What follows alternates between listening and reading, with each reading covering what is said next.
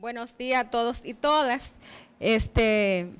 Me da vergüenza, como todo lo que leen de uno cuando lo piden, y yo le mandé a decir a Pedro, solo preséntame con mi nombre, que esta es la que yo soy, eso es lo que dice mi acta de nacimiento, que yo soy Yulisa, que todo lo demás se adquiere en el camino. Y yo le doy las gracias a Dios que me ha dado la posibilidad como de andar muchos caminos. Yo soy una mujer que vivo en la calle desde hace muchos años y eso me ha permitido socializar con muchas personas. Entonces, parte de lo que ustedes van a ver aquí son impresiones que he tomado en el camino del trabajo.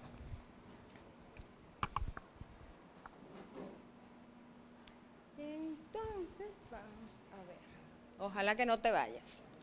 Bien, parte de la presentación es algo que aclaraba la joven, pero sí vamos a empezar por algo muy especial. Y es que si no hacemos el recorrido, empezando por lo que decía la licenciada Mencía, pues no podemos situarnos en el contexto actual que tenemos. Y es que los seres humanos son personas antes que todo, y siempre vamos a recalcar, creo que las 4 esa parte, la persona antes que la discapacidad. Y también que desde la forma en que se ha tratado la discapacidad, pasando por los modelos de que nacía la persona con una deformidad, pues le mataban, los tiraban por las barrancas y todo eso. Entonces después se fue como humanizando la situación y pasamos a un modelo de asistencia y un modelo médico, pero ya no estamos en ese modelo, hemos pasado a un modelo más humano, a un modelo más social, donde se habla de una sociedad inclusiva, y la escuela es esa primera parte de donde nosotros nos vamos formando en esta inclusión para que la persona llegue a ser incluida en la sociedad. Ese es el primer paso, nuestro primer ejercicio social hacia la inclusión. Por otra parte, todas las normativas legales, tanto nacionales como internacionales, hablan de este ser humano a partir de derechos. Todo lo que vamos a hablar aquí va a ser en un enfoque de derechos, y no cualquier enfoque de derechos, sino en el derecho humano que tiene toda la persona que ha nacido. Entonces, a partir de ahí, la educación especial ha sido una lucha, no de los estados y no de las leyes. Ha sido una lucha de las personas que tienen personas con discapacidad exigiendo derechos. O sea, aparte de ahí, no fue que a nadie se inspiró y dijo, yo quiero una ley para ellos, yo quiero una escuela para ellos, yo quiero tal cosa. Sino que fueron las familias que fueron trabajando, que fueron haciendo cosas para que sus hijos, sus familiares, pudiesen obtener conocimientos y llegar a la escuela. Entonces, la educación especial básicamente está diseñada para programas de rehabilitación. Eso es lo que se enseña. Pero, ¿cómo habilitamos o rehabilitamos, es la palabra, a la persona que nunca ha sido habilitada? ¿Cómo tú la rehabilitas si nunca ha sido habilitada? Entonces es algo que te deja pensando. Mientras que en nuestro imaginario, si hablamos de educación especial, inmediatamente pensamos en ese niño, en esa niña, en ese adolescente, que le falta algo, que no tiene algo, que llegó sin algo. Y si decimos que está en la educación regular, pues la educación regular mandamos nuestros niños y nuestras niñas para ser alguien en la vida, para que trabajen, para que paguen impuestos, para que hagan buena economía para el país, porque no deja de ser también un tema de economía y un tema social. Entonces lo preparamos para la sociedad, para que vayan a la universidad, para que hagan empresas, para que trabajen, para que coticen para la seguridad social. Pero cuando hablamos de este tipo de educación, no pensamos en eso. ¿O sí? Mi mayor reflexión va a ir enfocada ahí. Entonces, lo que se pretende con la inclusión es que tanto la educación especial como la educación regular sirva para la sociedad. Sirva para eso. Entonces, por eso hoy hablamos de una escuela inclusiva, porque todos y todas necesitan prepararse para la sociedad, porque después que salga de la escuela de educación especial, pues este niño o esta niña no va a tener las condiciones para seguir avanzando en la sociedad. La misma sociedad le va a seguir creando barreras y ese es un punto que vamos a ver más hacia adelante.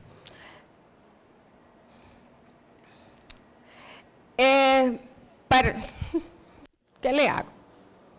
No, se me va solo. Bien. Para hablar de educación especial o educación regular, generalmente nosotros usamos estos términos. Tiene necesidades educativas, pero todos tenemos necesidades educativas comunes. Todos necesitamos aprender. Todos. No nos dicen cómo, pero sí las necesitamos y están establecidas en el currículum en sus objetivos. Necesidades educativas individuales, que son las que son intrínsecas mías, porque a mí no todo me gusta más una asignatura que otra. Tengo preferencia por un estilo de aprendizaje y no por otro. Yo soy muy kinestésica y después soy visual, pero soy muy poca auditiva.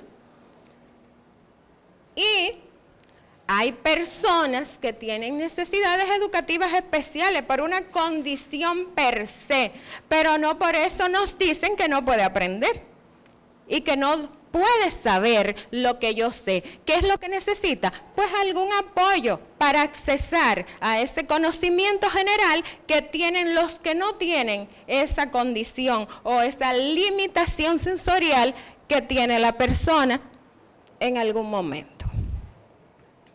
Entonces, si miramos esta laminita, vemos un grupo de niños o personas, como ustedes quieran, y si lo pensamos en el sistema educativo y queremos que todos accesen al currículum, ¿qué tendríamos que hacer para nivelarlos a todos?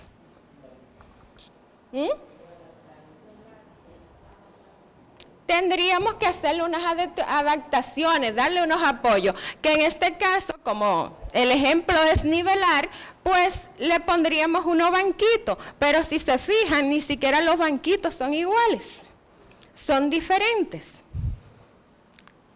Estamos pensando en el acceso al currículum dominicano. Bien, entonces ya la licenciada Mencía, de forma muy especial, habló de lo que era discapacidad y se van a incluir todas las personas que tengan una deficiencia a nivel físico, mental, intelectual o sensorial, que a largo plazo, al interactuar con el entorno, la persona no tiene discapacidad. El entorno hace que se vuelva discapacitada, porque el entorno no le construye las aceras de manera adecuada, no construye los edificios de manera adecuada. El banco no tiene las ventanas bajitas. Entonces, no todos los programas de televisión tienen un intérprete de lengua de señas para las personas sordas. Entonces, ¿quién dijo que el sordo no quiere saber todo lo que pasa y todos los chismes de la farándula? Claro que lo quiere saber, pero no tiene la forma de quién se lo comunique para él saberlo. Entonces, es la sociedad en su construcción que hace que la persona se vuelva discapacitada. Se me quedó una parte de ahí arriba y es el primer mito que no le llamo mito, le llamo creencia. No, parece que se me fue cuando hice. Y es que cuando hablamos de discapacidad inmediatamente pensamos en una persona enferma y no es verdad. ¿Por qué? Porque no toda enfermedad genera una diversidad funcional. Usted tiene gripe y puede estar enfermo con fiebre, y usted no ha cambiado para nada. También una enfermedad puede tener como efecto una diversidad funcional. Y en este caso, los dos ejemplos que pongo no son de niños, porque son enfermedades progresivas a lo largo de nuestra vida, como la esclerosis múltiple, que es el caso de Stephen Hawking, y el Alzheimer, que hasta mi papá tiene Alzheimer. Pero no viene de por sí para gente joven, sino es una alteración que se va dando por un desgaste a nivel cerebral de algunas sustancias que hacen que el cerebro se vaya encogiendo. También una diversidad funcional no implica necesariamente una enfermedad, como la ceguera. Usted puede ser ciego y no tener nada, puede ser sordo y no tener nada, puede estar en una silla de ruedas y no tener nada por una tetraplegia o una hemiplegia. Hay enfermedades que afectan la estructura del cuerpo y no aparecen afectar la funcionabilidad, como el VIH. Usted puede vivir toda su vida con VIH y sus funciones no se van a alterar. O la hemofilia. Una persona con diversidad funcional sufre discriminación social. Yo voy para la escuela y el niño está en silla de ruedas, el niño tiene una capacidad cognitiva excelente, o el ejemplo que decía una compañera ahorita, la niña es sorda, pero la niña tiene unas habilidades, pero cuando llega a la escuela, ¿y quién le va a dar la clase? ¿A quién le sabe lengua de señas? Entonces, el acceso al estudio, al trabajo, ¿cómo yo voy a contratar a una gente en silla de ruedas para que se dé un estrellón y después me demande? Los espacios de ocio tampoco están diseñados para las personas que tienen alguna condición y los medios de transporte mucho menos. La enfermedad y la diversidad funcional son realidades diferentes y por lo tanto verlas necesitan aproximaciones diferentes, una desde el ámbito médico y el otro desde el ámbito de los derechos humanos. Otra creencia es que todo estudiante que no va a la par al resto del grupo de la clase tiene que recibir educación especial. Esa es otra creencia. Ese niño, te lo dicen los maestros, te lo dicen las familias, no rinde como el otro, no va como el grupo, tiene un atraso. Y para nosotros, como centro de recursos a la atención a la diversidad, un niño necesita adecuaciones curriculares después de 2 años de diferencia con su grupo clase, no con su edad. Porque un niño pudo haber tenido un acceso tardío a la escuela y no por eso yo lo puedo etiquetar y catalogar como un niño que no me va a aprender. En 1 año y 2 años cualquier niño se puede nivelar al grado. Pero si después de ahí noto que hay diferencias y siguen las dificultades, yo puedo pensar que ya en ese niño hay una condición per se que amerita otro tipo de atención. Entonces, ¿qué ver aquí? Que todo estudiante posee ritmos y estilos diferentes para apropiarse de sus aprendizajes por los medios de entrada de la información, sea visual, auditivo o kinestésico, como también la motivación. Los niños van a aprender con la motivación que llegue el maestro a dar su clase. El niño lo capta y lo asume inmediatamente. El maestro que no llega a dar su clase motivada, pues sus alumnos no van a aprender y no le va a gustar lo que está recibiendo, porque eso se pega y se contagia. Y otro tema es que al momento de planificar, el maestro va a planificar con su estilo por el que él aprende y se le olvida que todos sus estudiantes aprenden de manera distinta.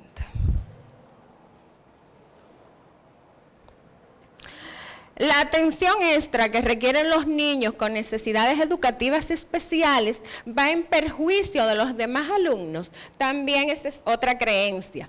Entonces, aceptar la diversidad en el aula implica ayudar a los alumnos a desarrollar actitudes positivas de género, raza, cultura, clase social e individual y a aceptar y reconocer su pertenencia a grupos diferentes.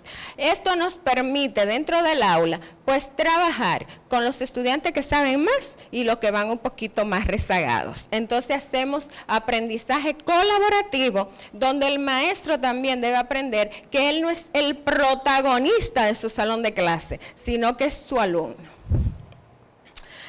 La atención a los niños con necesidades educativas especiales le disminuye el tiempo del profesor para dedicarlo a los demás niños. Actualmente estamos promoviendo el DUA. El DUA no es más que el diseño universal de los aprendizajes. El DUA viene de la arquitectura y la ingeniería.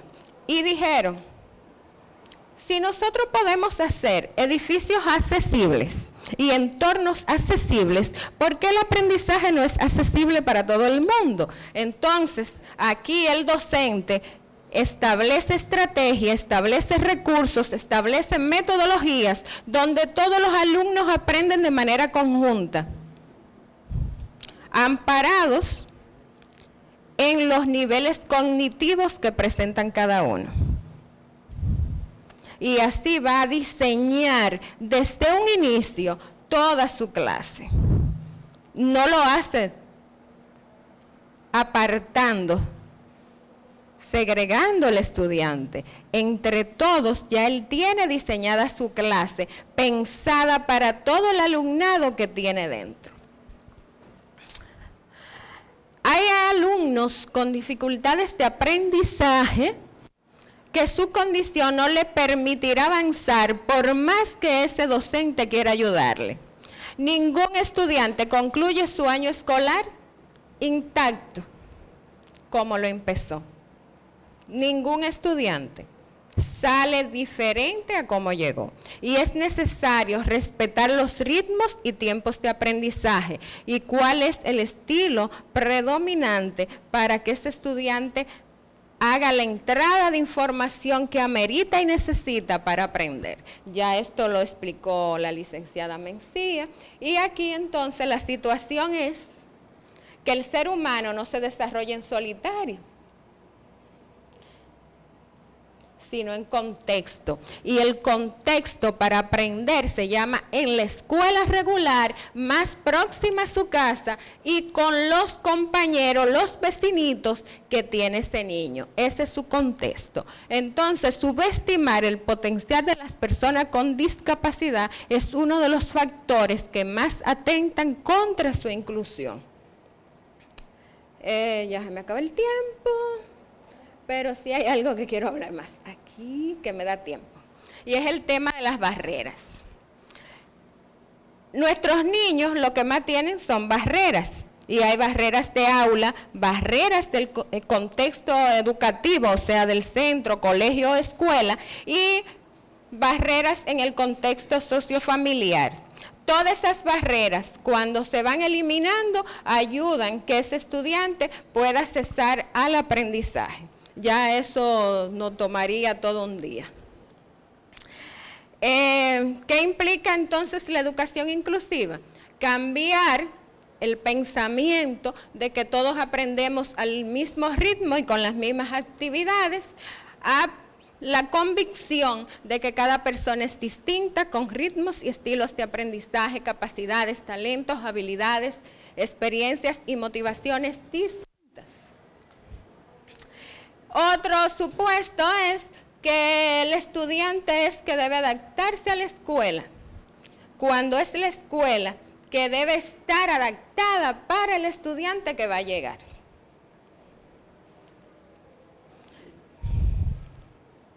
Percibir las diferencias como obstáculos para el aprendizaje y poner etiquetas es necesario, te dicen en la escuela, vaya y hágale una evaluación porque ese muchacho hay que ver qué es lo que tiene. Y no vemos que las diferencias son una gran oportunidad para aprender de esta gran diversidad que nos llega todos los días. Entonces los centros de educación especial no se van a eliminar todavía, pero los centros de educación especial ahora están con unos nuevos lineamientos. ¿Y quiénes van a llegar aquí? Los niños y niñas que tienen más de una condición de discapacidad o que tienen una condición per se de manera severa. Después todos los demás irán a aulas regulares.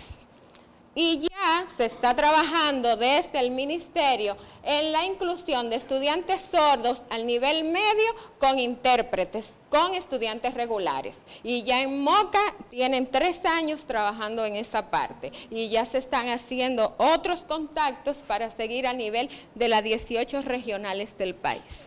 Entonces, ya yo voy a terminar ahí. Ah, sí, traje esto. Me encontré este poema. Yo no soy muy poeta, pero me gustó. No son siempre tiernas las puntas de las dagas de quienes luchan por el falso respeto. No son rectos los caminos que siguen quienes, perdidos, se buscan en el espejo del otro. No son cortos los tiempos que se extienden en el pasado de identidades perdidas. Son cortos, rectos y tiernos los vientos de las luchas, caminos y tiempos que me llevaron allí. Allí donde tú y yo somos el mismo, el que nunca es igual, el que siempre enriquece al otro. Allí donde se espera a alguien para ser tú mismo. Lee, te espero. Es un poema de Javier Romañat que se llama Allí y está tomado del libro El modelo de la diversidad, de Agustina Palacios y Javier Romañat.